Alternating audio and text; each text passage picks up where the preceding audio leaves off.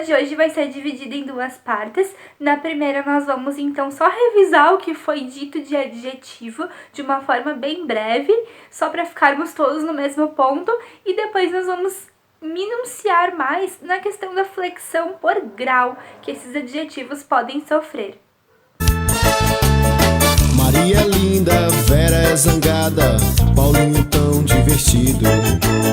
Marcelo é magro, alto, Raul é gordo e baixo, todos são bons amigos. Adjetivo é assim, muito fácil de entender, indica qualidade ou defeito, estado dos nomes, o modo de ser dos nomes.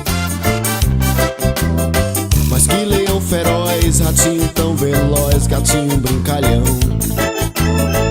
Casa amarela, a flor é bela, que linda canção.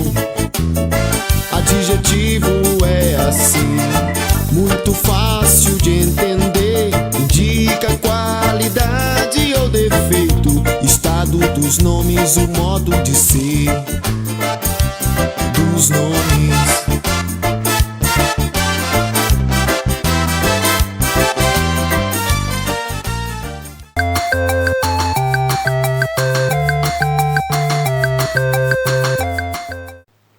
Então, como nós já vimos na outra aula, os adjetivos eles podem flexionar-se quanto ao número, e nesse caso eles podem assumir uma forma de plural ou singular. Feliz, felizes, mal, maus, bonito, bonitos.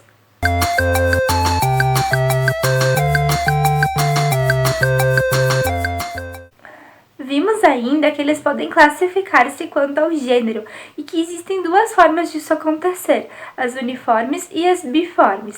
Biformes é quando apresenta duas formas, uma para o feminino e uma para o masculino. Então, lindo, linda, verdadeiro, verdadeira, rico, rica, calmo, calma. Percebam que muda o final se for para homem ou para mulher. E tem ainda as uniformes, que são aqueles que apresentam uma única forma de escrita, seja para homem ou para mulher. É o caso de pobre, azul, detestável, amigável, simples e várias outras palavras que não mudam, independente de estarmos usando elas para caracterizar um homem ou uma mulher.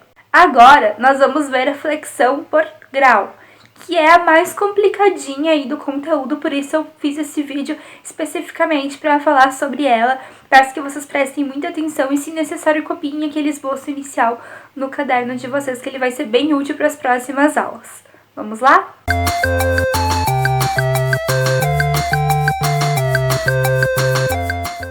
Então, quanto ao grau, os adjetivos podem flexionar-se em comparativos ou superlativos. Comparativos, como o nome já diz, é quando eu pego um primeiro elemento e comparo com outro.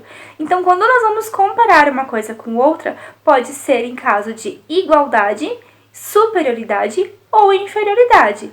E podem ainda flexionar-se em superlativos. E aí, dentro dos superlativos, eles podem ser ou relativos ou absolutos. E dentro dos absolutos, eles podem ser ou sintéticos ou analíticos. Então, agora nós vamos ver mais detalhadamente cada uma dessas classificações. Recomendo que vocês copiem esse esquema no caderno de vocês, porque vai facilitar quando tiverem que fazer as atividades. Então, no caso dos comparativos de igualdade, como o nome já diz, eu estou comparando dois elementos sem necessariamente falar que um é melhor que o outro, e sim tão bom quanto o outro. Eu estou fazendo uma comparação de igualdade. Então, o segundo livro é tão bom quanto o primeiro. Raimundo é tão inteligente quanto Alberto. Reparem que o tão que aparece frequentemente nos comparativos, que é exatamente para estabelecer essa ligação entre o primeiro elemento e o segundo, sem necessariamente colocar um sendo melhor que o outro, e sim em situação de igualdade, como o nome já diz.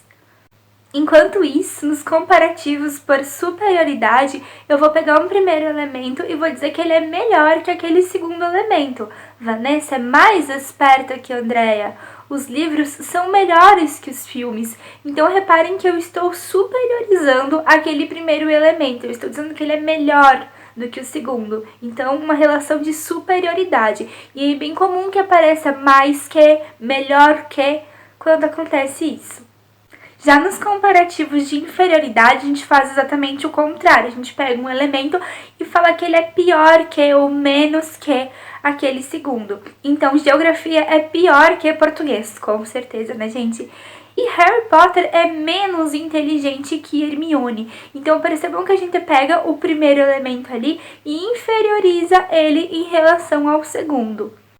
Já no superlativo relativo, ele também faz uma comparação, mas como o nome já diz, ele relaciona, é de relatividade. Então, ele compara um elemento com todos os outros daquele mesmo elemento. Esse episódio é o mais legal da temporada. Está falando que todos os episódios da temporada são legais, porém aquele ali é o mais legal de todos. Ou essa música é a menos triste do álbum. Todas as músicas do álbum são tristes, porém aquela ali em específico que está falando é a menos triste. E ainda existem os superlativos absolutos, que são aqueles que ao invés de estabelecer uma comparação, eles enfatizam aquela característica. E aí eles podem enfatizar de duas formas, ou analíticas ou sintéticas. Sintéticas, como o nome já diz, ele sintetiza essa forma como ele vai enfatizar. Então, ao invés de usar duas palavras para enfatizar aquela característica, ele acrescenta um sufixo. Como assim, prof? O que é sufixo? Calma, eu vou explicar.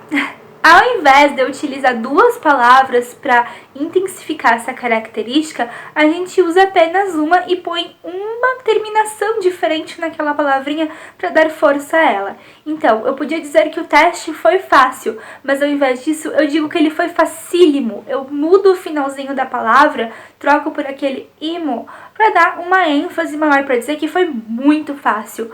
Ou titio é inteligentíssimo. Ele não é só inteligente, ele é inteligentíssimo. Olhem a força que fica a palavra mudando a terminação. E é essa terminação que a gente chama de sufixo. Ou o filme é interessantíssimo. Reparem que uma palavra ganha uma força maior devido à terminação. Já no caso dos absolutos, eu também vou enfatizar essa característica, mas ao invés de sintetizar, de apenas mudar o sufixo da palavra para deixá-la mais forte, eu vou usar um advérbio de intensidade, normalmente a palavra muito. Então, o filme já não vai mais ser interessantíssimo, ele vai ser muito interessante. Vejam que são duas palavrinhas para descrever a característica daquele filme. Ou a sobremesa é muito doce. Reparem que o muito intensifica o quão doce é essa sobremesa. Certo, pessoal? Olha quem veio dar oi. A aula de hoje fica por aqui. Espero que tenham conseguido entender bem. Qualquer dúvida me coloco à disposição. Um grande beijo. Continuem se cuidando.